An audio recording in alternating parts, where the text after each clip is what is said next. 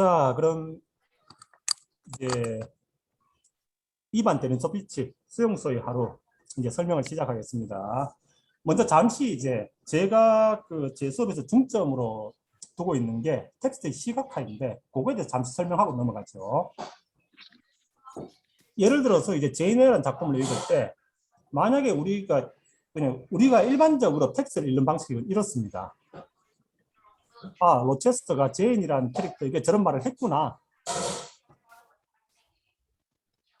근데 이렇게 읽어버리면은 사람마다 차이가 안 생깁니다. 100명의 독자들이 다들 똑같은 정보를 가져가게 되죠. 근데 이제 이걸 텍스트를 시각화를 시켜버리면 이게 이제 이렇게 바뀌겠죠. 그러면 이 시각화의 과정에서 우리가 많은 부분을 채워 넣어야 됩니다. 인물이 어떤 표정인가, 어떤 동작인가, 두 사람의 관계는 어떤가, 두 사람이 지금 어디에 있는가. 근데 이런 부분들을 채워 넣다 보면은 작가가 감추어 놓은 정보들까지 보입니다. 그러다 보면 이 시각화에서 이제 해석이 분화되기 시작합니다. 그래서 이제 제가 얼마 전에 이반 데니소비치 하루를 이제 그림으로 그렸죠. 자, 이 작품은 저도 이제 매년 가르치고 있는데 좀 편차가 있는 작품입니다. 그러니까 어떤 해에는 학생들이 굉장히 재밌어 하는데 어떤 때는 또 이제 별로 흥미가 없어 하고, 그래서 좀 편차가 큰 작품입니다. 그거 이해하시고. 자, 그런데 이제 제가 이 작품을 매년 가르치는 이유는 보통 작품이 내재적 접근과 외재적 접근에서 뭐 크게 차이가 없는데 이 작품의 경우에는 상당히 차이가 큽니다. 그걸 보여주려고 이제 학생들에게 이 작품 수업을 합니다. 예를 들어서 이제 내재적 관점으로 본다면은 외부의 정보를 모두 차단하고 본다면은 그냥 어떤 한 죄수가 수용소에서 어떤 하루의 삶, 근데 거기에서 몇 개의 빵 조각과 수프를 가지고 이제 행복에 대해서 이야기를 하는, 소유와 행복에 대한 이야기가 되겠습니다. 그래서 이것도 이제 고등학생 단계 학생들에게 한번 생각해 볼 만한 좋은 주제가 되겠습니다.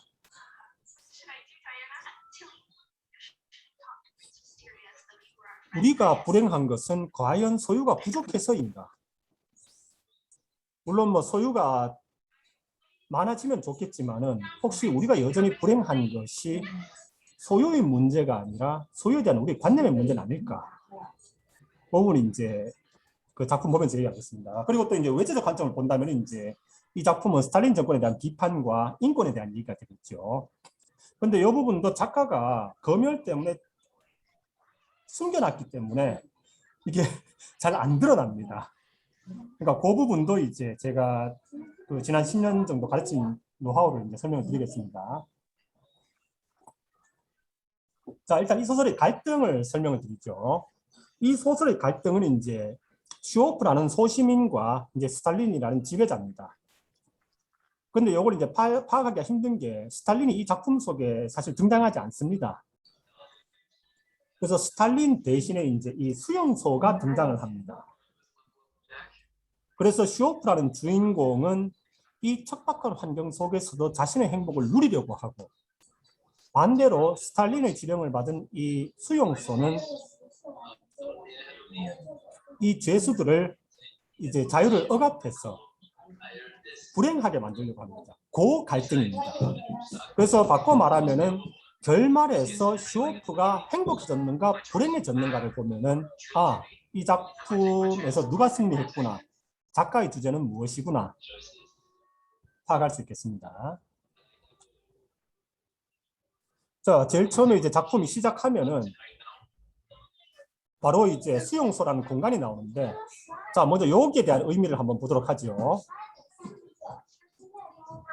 우리들의 일그러진 영웅은 공간적 배경을 학교로 했습니다. 소설에서 공간적 배경은 그 사회를 추격한 공간입니다. 그러니까 이걸 어떻게 말을 바꿀 수 있는가 하면은 작가인 알렉산더 솔제니치는 당시의 이제 소련을 하나의 거대한 수용소라고 보고 있다. 이렇게 해석할 수 있겠습니다.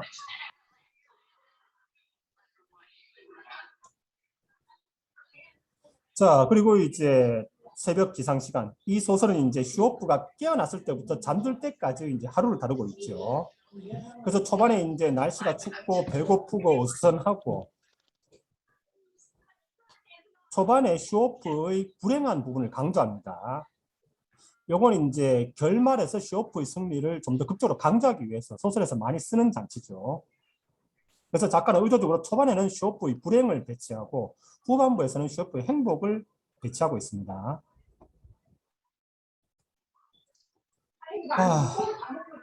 진짜? 잠시 여담으로 방학 6주 동안 집 밖을 나가지를 못해가지고 이럴 거면 차라리 학교에 갔으면 좋겠다라고 생각을 했는데 막상 방학이 끝나 보니까 방학이 끝난다고 학교에 간다는 보장도 없고 그럴 것 같으면은 어차피 집에 있을 것 같으면 일 안 하고 월급 받는 방학이 더 좋다라고 생각을 했는데 이미 방학은 끝나버렸고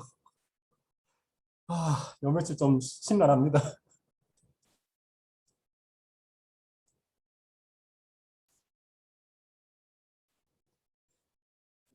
선생님들 학교는 어떻게 됩니까? 오프라인으로 하시는 곳 있습니까? 오프라인, 온라인 계속 상황에 따라서 조정해 나갈 것 같습니다. 떡볶이는 냉장고에 넣으면 안 되는 거 아니야? 냉동실에? 뭔가 지금 수업과 상관없는 얘기가 잠시 나왔지요.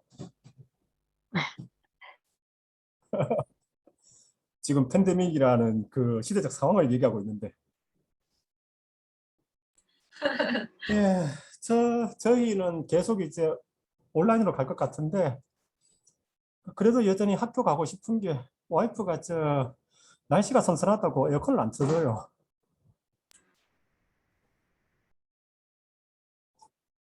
지금도 선풍기에 의존해서 수업하고 있습니다. 자, 계속 내용 가볼까요? 엄청 더운데. 예. 엄청 더운데. 이게 결혼의 문제인가 국제 결혼의 문제인가 그 와이프는 이 선선한데 왜 그러냐 그러니까 한 오후 5시 6시쯤 되면은 더위와 싸우다가 온몸이 지쳐요. 선생님, 국적의 문제는 아닌 것 같습니다. 선생님 개인적 문제인 것 같아요. 알겠습니다. 제가 좀 더 강해지도록 하겠습니다. 화이팅! 예. 생각해보면 이제 에어컨을 틀었을 때 하루에 전기세가 이제 토탈 합쳐서 5천 원 정도 나오는데 이것 때문에 이래야 되나.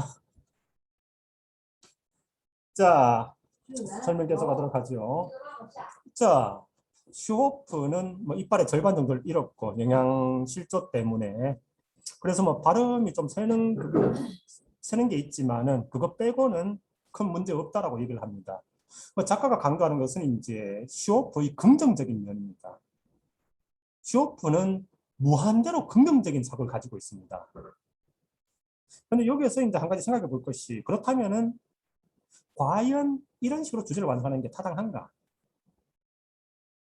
이 무한대의 긍정을 가진 인물이 과연 소련의 소시민들을 대표한다고 볼 수 있겠는가? 거기에 우리가 한 가지 의문을 제시할 수 있겠습니다.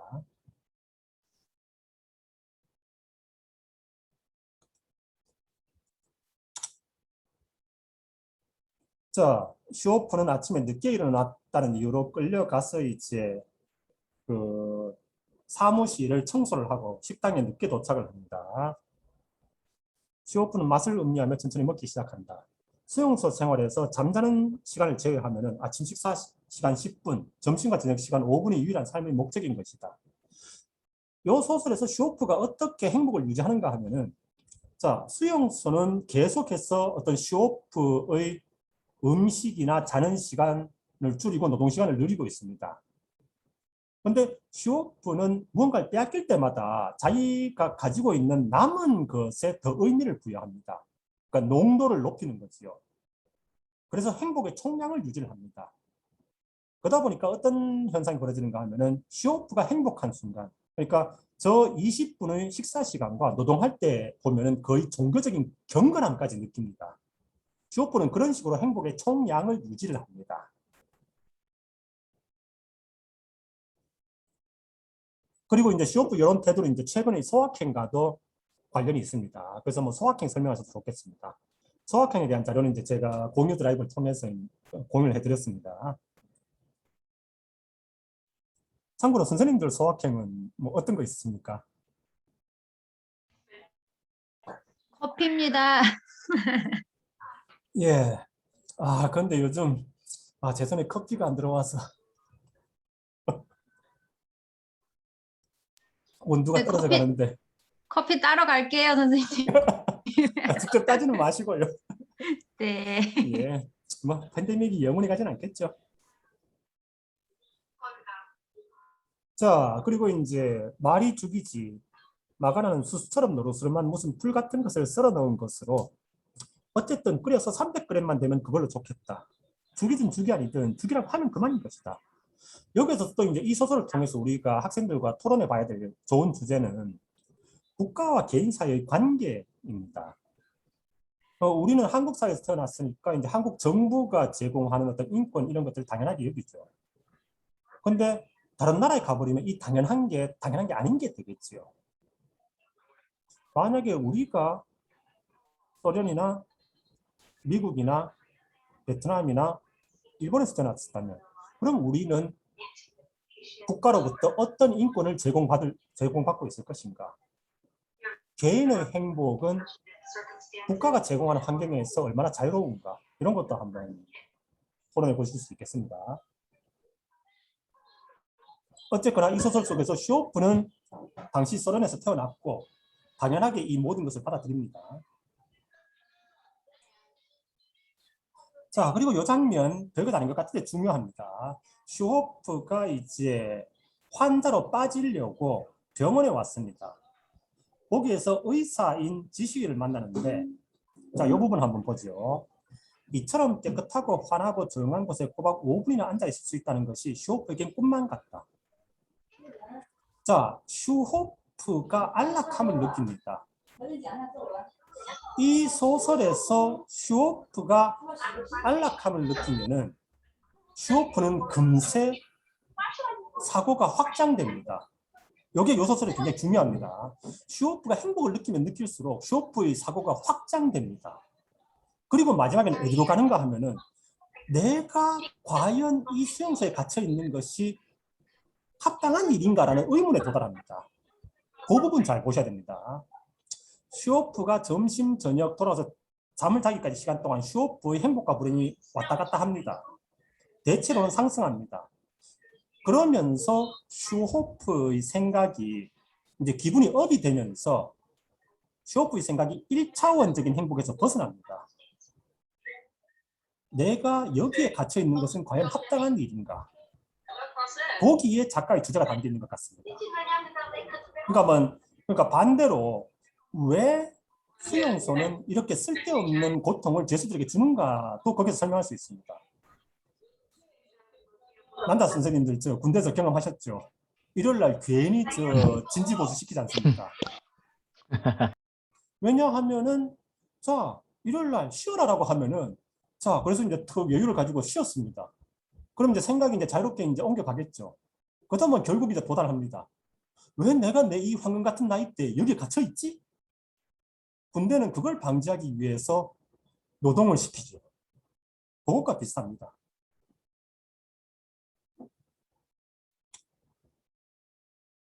자, 그래서 이제 부도브스킨이라는 의사는 뭐 사실 의사는 아닙니다만은 의사는 뭐 이거 애매한데 이거 내가 책임질 수는 없고 당신이 책임진다면은 뭐 환자로 남아도 좋은데 그러다 들키면 뭐 당신 영창 가서 오래 못 살 걸 이렇게 얘기를 합니다. 그래서 이제 슈호프는 아무 말 없이 머리조차 숙이지 않고 모자를 깊이 눌러쓰고는 밖으로 나왔다. 배가 따뜻한 놈들이 한 데서 떠는 사람의 심정을 무슨 수로 이해하겠는가? 이 소설에서는 두 명의 지식인이 나오는데 작가는 똑같은 방식으로 지식인들을 비판하고 있습니다. 쟤들은 딴 세계에 살고 있다. 러시아 소시민들이 지금 고민하고 있는 것은 생존의 문제인데 쟤들은 자기만의 세계에서 쓸데없는 논쟁을 벌이고 있다. 그게 이 작품에서 이제 지식인들을 비판하는 내용입니다. 거기서 이제 첫 번째 인물이 요 의사 부도부시킨입니다. 그래서 소설을 분석할 때 뭐 흔히 쓰는 방식인데, 자, 인물들의 상징성 한번 보죠. 자, 긍정적인 인물, 부정적인 인물 이렇게 있습니다. 이걸 이렇게 볼 수도 있습니다. 각각의 인물이 상징하는 바가 있는데 그 부반장은 정확하게 아직 뭘 상징하는지 모르겠는데 작가가 그 인물에 대해서 긍정적으로 묘사하는 경우와 부정적으로 묘사하는 경우가 갈리는데, 그렇다면 이제 이걸 작가가 소련에 필요한 가치 그리고 소련에서 사라져야 할 가치 이렇게 이제 구분한다고 볼 수 있습니다. 근데 거기에서 이제 이 두 명의 지식인에 대한 비판이 상당히 강하게 나타납니다. 즉 이들이 소시민들의 현실과 유리돼서 자기들만의 세상에 살고 있다. 그건 특히 이제 처자리를 통해서 잘 나타나고 있는데 후반부에 가서 보도록 하죠. 그러고 보면 참 매년 이제 이반 데니소비치 하루에서 이 인물의 상징성을 분석하는 에세이가 수십 편씩 나오죠.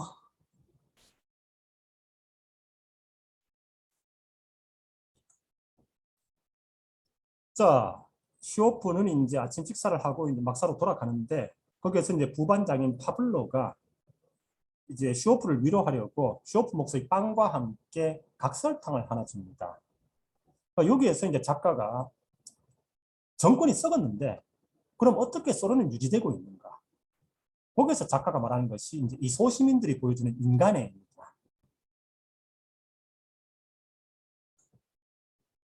자, 그리고 이제 막사에 돌아왔는데 이제 일하러 나갈 시간이 됐습니다. 반장이 부릅니다. 이 반장이 이제 스탈린을 비판하는 방식이 응축되어 있습니다. 이렇게 한번 생각을 해보죠. 이 소설 속에서 작가는 계속해서 반장의 이런저런 면을 칭찬하고 있습니다. 그러면서 이제 올바른 지도자를 만났을 때 이 소시민들이 얼마나 생산적인 존재들이 되는지를 설명하고 있습니다. 근데 이걸 반대로 살짝 뒤집어 보면은 소련의 현실은 그렇지 않다는 거거든요. 즉 작가는 이 반장 같은 지도자가 나타났을 때 소련이 얼마나 발전할 수 있는지 그 기대를 드러내고 있습니다. 그렇다면은 이제 이 소설 속에서 반장이 보여주는 모습을 정반대로 한다면은 스탈린에 대한 작가의 이제 인식이 나타난다고 볼 수 있겠습니다. 이해되시겠습니까? 네. 예, 예. 네. 자, 일단 여기까지 해서 이제 질문 있으시면 질문 받고 넘어갈까요?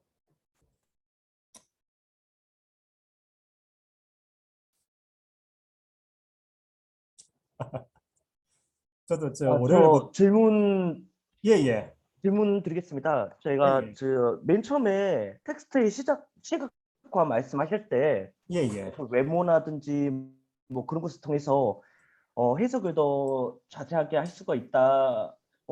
어떤 부분에서는 이게 동의가 되는데요. 예, 예. 그 만화를 그리는 사람에 의해서 예를 들면 어떤 텍스트가 기본적으로 주어져 있을 때 그것을 예. 만화로 옮기는 과정에서 예, 그 만화 작가의 어떤 그 관점이 예. 텍스트를 그 작가가 생각하는 방향으로 이어지지 않을까, 만들 수 있지 않을까도 그런 생각을 해봤습니다. 그러니까 예, 예를 예. 들면은 우리가 흔히 이야기했을 때 책을 읽게 되면은 예. 모든 사람이 똑같은 내용을 읽겠지만은 그 주인공의 태도라든지 주인공의 얼굴이라든지 주인공이 그 세세한 부분들 같은 경우는 상상을 할 수 있잖아요. 예. 복잡하다. 그런데 이제 만화 같은 경우에는 만화가에 의해서 주어진 텍스트가 만화가가 예. 생각하는 방향으로, 그러니까 예. 독자가 자유롭게 해석할 수 있는 방향을 좀 어떻게 제약해버리죠. 이야기해야 될까? 예. 예. 오만과 그러게 할 편견이 수도 있지 않을까요? 예, 예. 그러니까 이제 여기서 중요한 것은 이 만화가 아니라 제가 만화로 만든 이 방식을 통해서 뭘 발견했는가. 그러니까 가장 이상적인 것은 학생들이 머릿속으로 자신만의 만화를 그리는 거죠. 그러니까 저와는 다른 엄석대의 모습, 저와는 다른 로체스터의 모습. 그래서 이제 수업이 끝났을 때는 학생들이 각자 자기 속에 이제 자신만의 만화를 그리는 게 이제 필요한 거죠.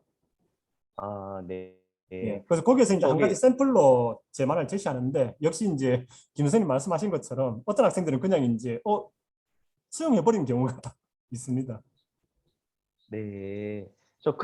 그리고 예. 마지막 하나만 더 질문 드리겠습니다. 예, 예. 선생님께서는 긍정적 인물과 부정적 인물로 그런 예. 이제 나누셨는데 예. 거기에 대해서 거의 대부분 동의하는데요. 예, 예. 채자리가 과연 부정적 인물로 볼 수가 있을까요? 제자리면은 이제 지식인 상징하는. 예. 저희가 생각하기에는 채자리는 이게 뭐 다른 선생님들의 어쩔지 모르겠지만은 제가 예. 생각하는 채자리는 그렇게 부정적인 인물은 아닌 것 같거든요. 물론 예. 그 작가가 채자리가 이렇게 이제 죄수 중에서도 특권층으로 뭐 수업보도 많이 받고 또 쉬운 일을 하는 것을 보았을 때 작가가 어떤 성격을 제공할 수는 있겠지만은 과연 이 부정적인 인물이고 서울에 필요 없는 가치가 될 수 있을지는 제가 좀 잘 모르겠어. 다른 선생님들의 어떤 의견도 좀 알고 싶네요. 네네. 예, 이상입니다. 그러니까 이제 배츠코프의 경우는 확실히 그런데 제자리나 이제 부스키네 같은 경우에는 저도 이제 그러니까 필요 없다라기보다는 이제 이들이 좀 더 현실에 관심을 가져야 된다. 그런데 이제 카테고리를 이렇게 나누면서 이렇게 집어넣었습니다. 그래서 제자리를 이제 어떻게 부정적으로 이제 작가가 비판하고 있는지 그건 이제 좀 이따 제자리 나오면 한번 보도록 하지요. 예, 감사합니다. 예, 예. 그래서 방금 설명드렸던 것처럼 이제 작가는 그 보스와 리더로서의 이제 스탈린과 추린, 반장을 반대로 놓고 대비하면서, 그러니까 스탈린의 얘기를 안 하면서 스탈린을 비판하는 방식이 이겁니다. 정반대 인물인 반장을 갖다 놓고 이 반장을 저런 면, 책임지는 면, 능동적인 면, 실천적인 면. 거기서 생각해보면 그럼 지금의 지도자는 어떤 모습인가? 왜 추린의 이런 모습을 강조하는가? 를 통해서 그걸 알 수 있습니다.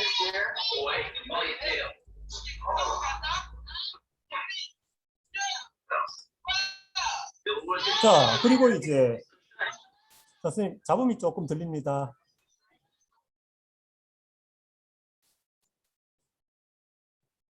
예, 그래서 이제 채팅창에 질문 주신 것처럼 제 경우에 이제 제가 그린 우리들이 읽어진 영웅 만화와 헌책방에서 구입한 이제 이전에 학습 만화가 있습니다. 그걸 학생들에게 비교하도록 이렇게 시킵니다. 이제 기존의 만화는 이제 기존의 해석대로 이제 이 작품은 독재 비판이다. 이승만 정권에 대한 비판이다라고 이렇게 해석했지요. 그리고 저는 이제 반대로 했고, 그러면서 어떤 부분에서 해석이 갈리는가, 그렇게 이제 토론 수업을 있습니다. 자, 그리고 이제 페츠코프라는 인물이 나오는데, 이 페츠코프 주목을 보실 필요 있습니다.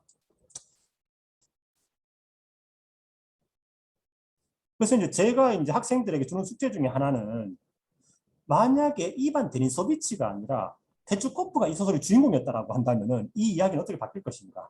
주제는 어떻게 바뀔 것인가? 한번 이제 간략하게 한번 써봐라. 그리고 이제 그렇다면 왜 작가는 페츠코프가 아니라 슈호프를 주인공으로 했을까? 거기에 작가의 어떤 의도가 담겨 있을까? 그것까지 이제 학생들이 알게 되겠죠. 자, 여기서 이제 채자리가 담배를 피니까 페츠코프가 금방 찾아옵니다. 그래서 페츠코프를 통해서 슈호프의 행복이 더욱 강조되는데, 이런저런 정황을 본다면은 페츠코프는 이 하루 동안 페츠코프도 만만치 않게 많은 담배를 피웠고, 또 이렇게 저렇게 이제 얻어먹고 이제 접시 핥고 만만치 않게 얻었음에도 불구하고 페츠코프는 결말에서 굉장히 불행해집니다. 그래서 이 주인공과 페츠코프의 비교를 통해서 또 우리가 이제 행복에 대한 자세를 좀 생각해 볼 필요가 있겠습니다.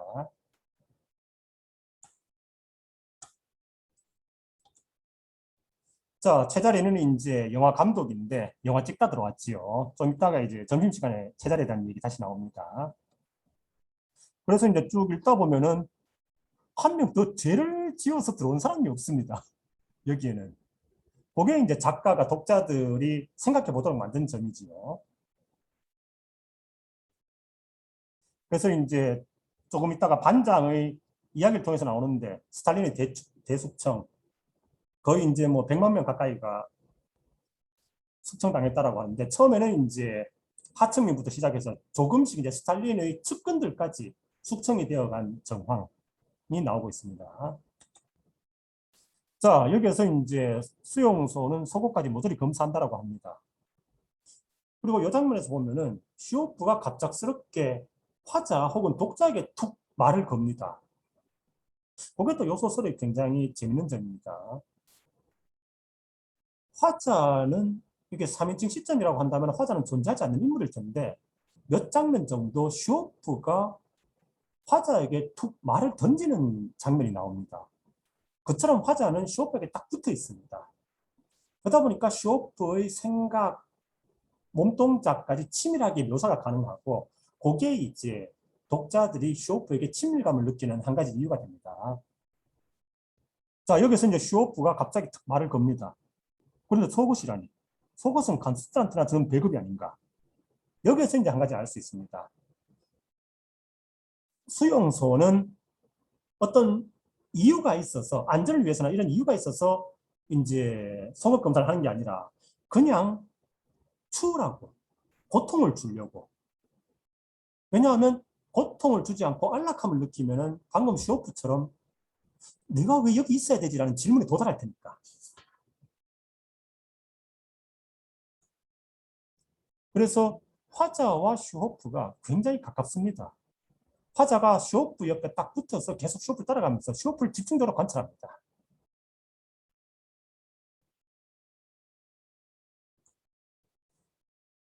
자, 그래서 이제 알몸 검사를 하다 보니까 옷 안에 감춰져 있던 이제 온기까지 싹 뺏기고 맙니다.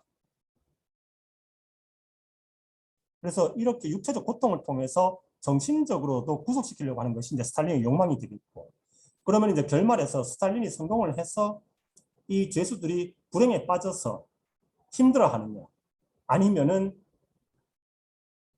행복해 하느냐, 거기에서 이제 누구의 승리냐가 드러나겠죠. 자, 거기서 이제 해군 중령, 함장, 부이노프스키가 이제 따집니다. 그리고 이것 때문에 이제 영창을 가게 되죠. 자, 죄수들은 생각조차 자유롭지가 못하다. 그 생각이라는 것이 언제나 제자리에서 뱅뱅 돌게 마련이다. 누군가 매트 속에 감춰둔 빵 조각을 뒤지진 않았을까. 그러니까 춥고 배고프다 보니까 사람들의 욕망이 1차원적인 것에 갇혀버립니다. 메슬로우의 이제 그 욕구의 5단계, 그 그래프 좀 이따 보여드리겠는데, 그 그래프처럼 이제 상황이 나아지면서 사람은 점점 이제 자아 성취의 욕구로 접근하게 되지요.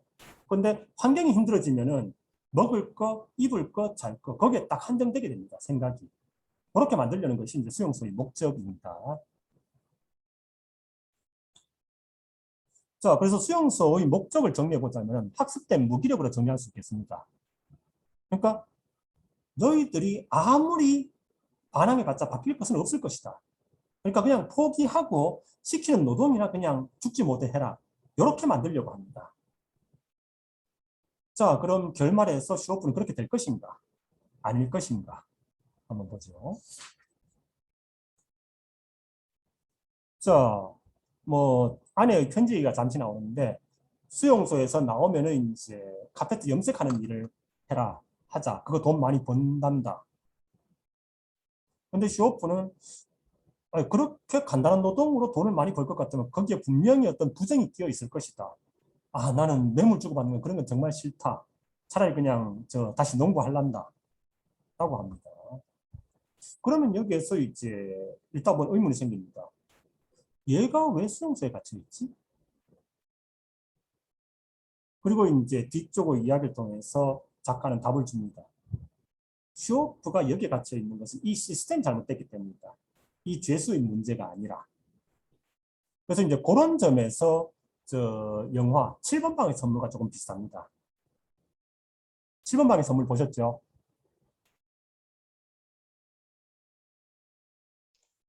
얘기만 들었습니다. 아, 그걸 아직 안 보셨구나. 참 재밌는 영화입니다. 네, 보려고 합니다. 예, 예, 한번 보세요. 요 소스가 좀 비슷합니다. 그러니까 지적 장애인인 주인공이 누명을 쓰고 이제 끌려왔는데 그 장애인을 살리려고 하는 건 전부 다 이제 주변의 죄수들입니다. 그런데 국선 변호사나 이제 경찰청장까지 어떻게든 이제 거짓 자백을 시켜가지고 고문을 통해서 거짓 자백을 시켜가지고 이제 사형을 시키려고 뭔가 이제 역전된 세계. 마치 수용소 안에 있는 사람들만 이제 착한 사람이고 밖에 있는 사람들은 전부 다 이제 나쁜 사람들인 것 같은 그런 역전된 세계관을 이 소설도 똑같이 다루고 있습니다. 그래서 제일 마지막 장면을 보면 알려시카가 그렇게 얘기하죠. 이 수용소에 안 잡혀온 것만 봐도 그들이 얼마나 나쁜 사람인 걸 알 수 있지 않습니까? 아, 북스위프는 제가 아직 안 봤네요. 자, 반장이 다시 나오는데 여기서 이제 두 번째 형기라는 이야기가 나옵니다. 그러니까 이 시스템 속에서는 이제 형기가 끝나면은 10년 끝났어? 그럼 10년 추가. 이렇게 해서 이제 계속 추가를 해가고 단 한 번도 단 한 명의 죄수도 살아서 이제 나가지 못한 시스템입니다.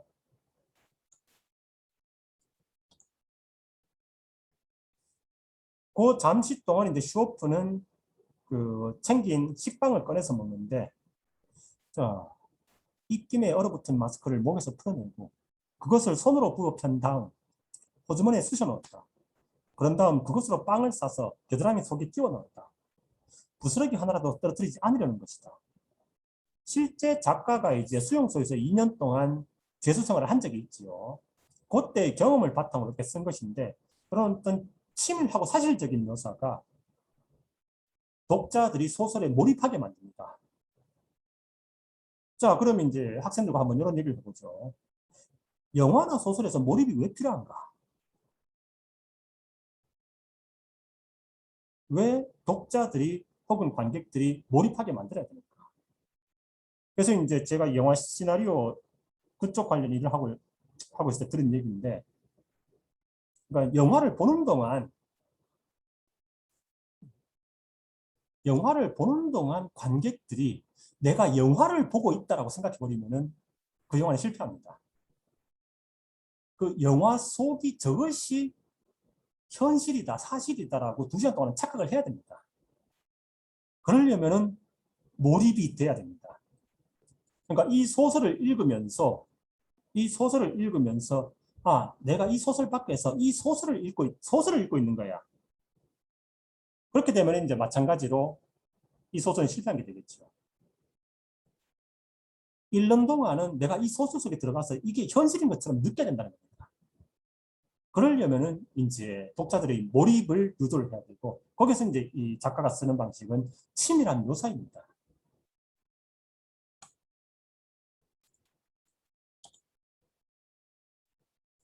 자, 그리고 이제 요 소설에서는 슈오프가 항상 이제 음식을 마주하게 되면은 슈오프는 과거에는 내가 어떤 걸 먹었었는데라고 비교하면서 과거와 비교하면서 이제 현재를 비판하는 방식을 씁니다. 그래서 매번 슈오프가 무엇을 먹을 때에는 내가 과거에는 이런 것을 먹었었는데라고 하면서 지금의 스탈린 정권 이전의 시대 상황을 비교하면서 비판하는 방식을 씁니다. 한번 보죠. 지금 슈오프는 이제 그 수용소에 나눠준 빵을 먹고 있습니다.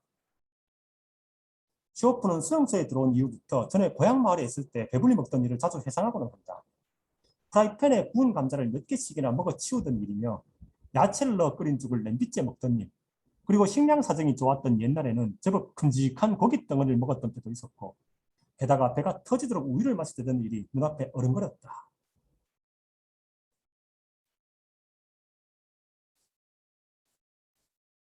그래서 작가는 이런 식으로 현재와 과거를 비교하면서 현재를 비판하고 있습니다. 수용소에서 생활한 지 만 8년째, 그러니까 벌써 9년째로 접어들고 있다. 그동안 슈오프가 먹은 것이 무엇인가? 옛날 같으면 입에 대지도 못할 그런 것들을 먹고 있는 것이다. 그러니까 작가는 스탈린 정권을 비판하고 싶은데 그 살벌한 스탈린 정권의 검열은 피해가고 싶고 작가가 참 노력을 많이 한 것 같습니다. 그래서 이제 노벨 문학상도 받았겠죠. 자, 한참 이제 오늘의 작업 계획을 이제 의논하고 있는데 커프치크가 와서 이제 다른 반에서 뭐 물건 안 빌려준다라고 하니까 반장이 뭐 하면서 바로 뛰어갑니다. 여기서 반장의 성격 드러납니다. 능동적이고 실천적인 인물입니다. 그러면 이제 아까 설명했던 대로 정반대로 한다면은 작가가 스탈린을 어떻게 바라보고 있는지도 알 수 있겠죠. 곡괭이를 내리쳐도 끝이 미끄러지고 불똥만 튈 뿐이고 땅에는 흔적조차 안 날 정도다. 곡괭이질을 해서 몸에 열이라도 내보는 것이 유일하게 동사를 막는 방법이다. 그러니까 수용소는 노동할 방법이 없는 곳에 던져놨습니다. 왜? 노동을 하면은 더 좋겠지만 노동을 안 해도 노동 자체가 목적은 아니니까요. 그냥 고통을 받고 그것 때문에 그들의 생각이 1차원적인 수준에 붙잡혀 있기를 바라는 거죠. 자, 중앙난방장치에 설치된 승강기만 움직여준다면 일은 훨씬 수월할 것이다. 언젠가 모터가 불에 탄 일이 있었는데 그 후에 수리를 한 것 같지는 않다. 이렇게 이제 어딜 가봐도 다 무너져 있습니다.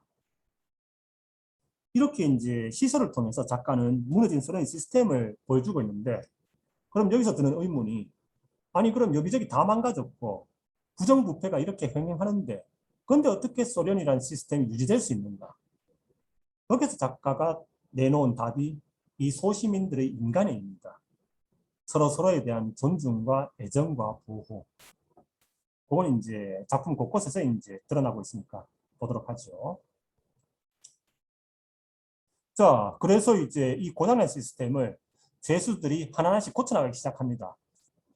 주변에서 쓰레기를 주워 모아서 이제 난로를 설치하고 난로를 고치고 또 이제 루핑을 붙여가지고 바람이 안 새게 만들고 즉 망가진 시스템을 소시민들이 고쳐나가고 있습니다.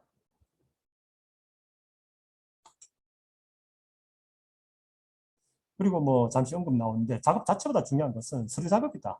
그러니까 서류상으로 얼마나 많이 했는가를 잘 해야 된다. 뭐 서류는 이렇게 당시에 움직이고 있었던 모양입니다. 시오프는 장난기가 심한 커프치크를 친자식처럼 귀여워한다.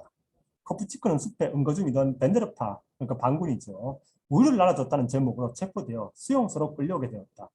아직 어린애라고 해도 형기는 어른들하고 똑같았다.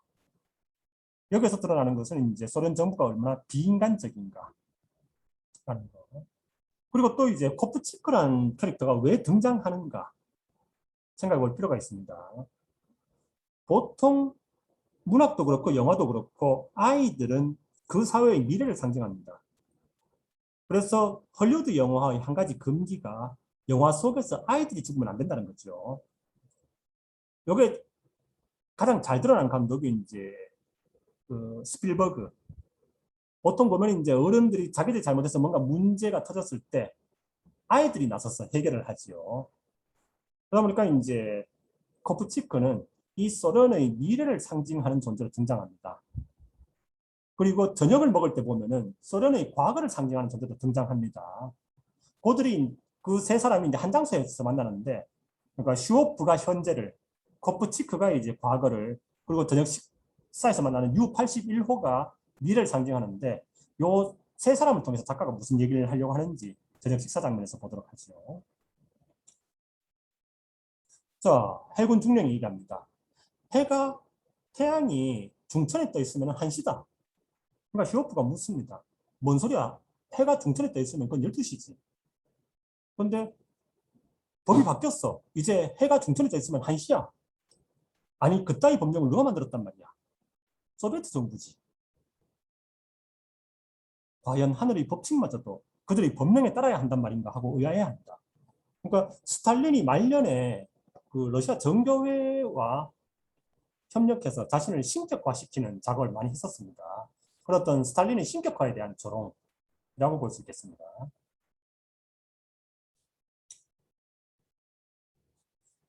자, 여기서 다시 이제 두 번째 형계에 대한 얘기가 나오는데, 형계가 끝날 때가 되면은 다시 추가로 10년이라고 합니다.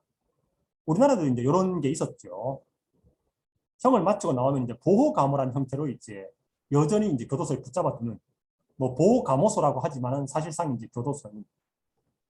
그래서 이제 그걸 다룬 영화가 그 우리나라 영화 홀리데이.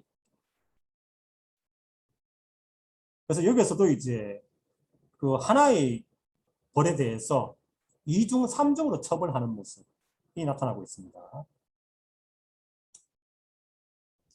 그래서 쇼프가 수용소에 잡혀오게 된 얘기가 잠시 나오는데, 독일군에게 포로로 잡혔다가 풀려났는데 그걸 이제 실적으로 만들려고 간첩으로 꾸몄다, 이렇게 나옵니다. 그래서 이 소설을 읽다 보면은 굉장히 무거운 얘기인데, 작가는 이 소설을 무겁게 끌고 가고 싶은 생각이 없는 것 같아요. 소설 자체는 굉장히 밝은 분위기를 계속 유지하고 있습니다.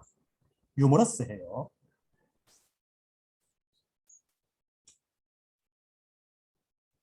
그래도 여기서는 죄수들이 작업을 마쳤건 못 마쳤건 막 서로 보내주는 데다 최소한 100g의 빵은 보장되어 있자는가. 그래서 참 읽다 보면은 정말 긍정적인 인물입니다.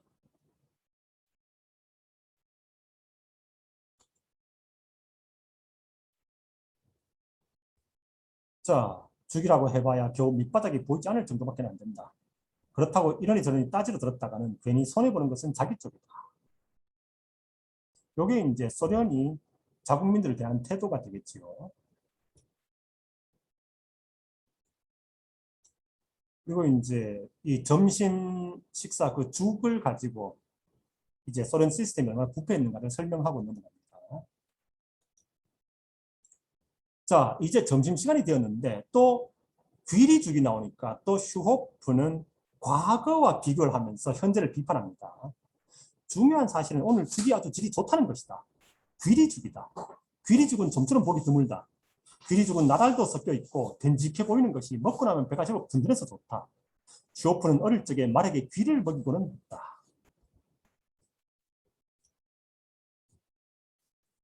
이런 식으로 이제 또 한번 비판하고 넘어가네요. 자, 그리고 점심시간이 되자 이제 슈호프는 자기가 행복한 순간이 되면은 거기에 온 신경을 집중시킵니다. 그러다가 보니까 이 장면이 정말 그 마치 그 종교적인 감동을 받는 순간처럼 경건해집니다. 이제 죽을 먹는 이 순간부터는 온 신경을 먹는 것에 집중해야 한다. 얇은 그릇의 밑바닥을 싹싹 긁어서 조심스럽게 입속에 넣은 다음 혀를 굴려 조심스럽게 천천히 맛을 음미하며 먹어야 한다. 이 소설을 읽다 보면 한 가지 안 좋은 점이, 저는 이 소설을 읽다 보면 계속 갖고 온 빵에다가 버터를 얹어가지고 싹 버터가 반쯤 녹으면은 그걸 통째로 입안에 넣고 싶은 그런 욕망이 자꾸 생겨요.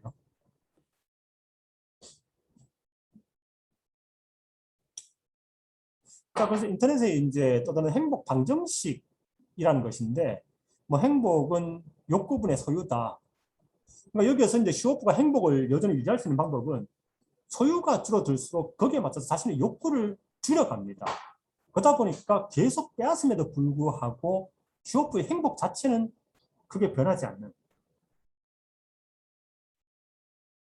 그래서 이제 이 소설을 하면서 학생들과 토론을 합니다. 내 통장에 얼마가 있으면은 나는 행복해질까? 더 이상 이 이상은 필요 없어라고 멈추게 될까? 그러면 이제 뭐 월급으로 얘기를 하든 통장에 얼마로 얘기를 하든 학생들이 이렇게 얘기를 합니다. 그러면 이제 그 다음에는 만약에 월급으로 이제 뭐 월급 1,000만 원 받으면 행복하겠다. 그러면 이제 두 번째 토론으로 넘어가죠. 그러면은 회사가 너에게 월급 1,000만 원을 주려면은 너의 무슨 능력을 보고 1,000만 원을 줘야 될까? 한번 1,000만 원에 맞춰봐라. 이 능력이 있으니까 플러스 100만 원, 이 능력이 있으니까 플러스 50만 원. 그러면 성인이 된 너에게 회사가 어떤 이유로 너에게 1,000만 원 월급을 줘야 될까? 뭐 그런 토론도 합니다. 같이 볼 것이 이제 소유와 행복 사이의 관계. 뭐 요 그래프는 사람마다 다르겠죠. 어떤 사람은 이제 정점을 찍으면 오히려 이제 그래프가 내려갑니다. 오히려 더 불행해집니다. 어떤 사람은 이제 여전히 이제 그 비례해서 올라가기도 하고, 드물게는 소유가 늘어날수록 급격하게 상승하는 사람도 있고. 그러니까 나의 소유와 행복 사이의 관계는 어떤 것인지 한번 그래프를 생각해 보자. 그리고 이제 그 꼭지점, 임계점은 어디쯤일까? 나는 이만큼의 돈을 가지면 더 이상 소유에 집착하지 않겠다.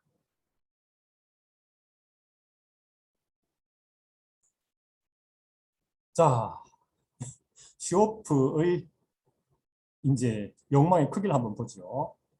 자, 부반장이 두 그릇을 시오프에게 이렇게 밀자 시오프는 숨이 막힐 뻔했다. 파블로가 두 그릇을 자기한테 건네주는 순간에는 정말 심장이 다 멈춰버릴 정도였다. 이게 시오프의 행복의 용량입니다. 그리고 이제 시오프가 행복할 수 있는 이유죠. 제가 예전에 이제 30대 초반에 우울증 때문에 잠시 이제 그 병원에 다닌 적이 있었는데, 그때 의사 선생님이 얘기를 하더라고요. 행복의 용량이라는 단어에 대해서. 이게 뭐 진짜 그 의사들이 쓰는 용어인지는 모르겠는데, 우울증에 걸리는 사람들은 행복의 용량이 크답니다. 그러니까 웬만한 거는 이 탱크가 안 채워진대요. 이 탱크가 채워져야지 행복을 느끼는데. 그런데 사소한 일에도 행복을 느끼는 사람은 행복의 용량이 작답니다. 그러니까 금방 채워진대요. 그렇다면은 우리는 소유를 누리는 것도 고민해야 되겠지만은 어떻게 행복의 용량을 줄이는 것도 고민해 볼 필요가 있지 않을까. 그래서 이제 이 작품 속에서 그 행복의 용량이 엄청나게 큰 인물이 페츠코프죠. 계속 더 많은 걸 요구합니다. 만족을 모릅니다.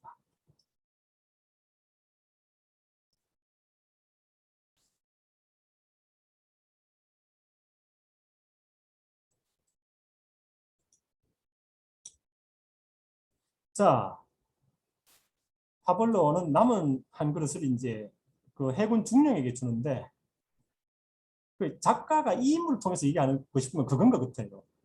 이 사람이 다른 나라에 태어났더라면은 이 사람은 아마 애국자로서 훌륭한 군인으로서 아마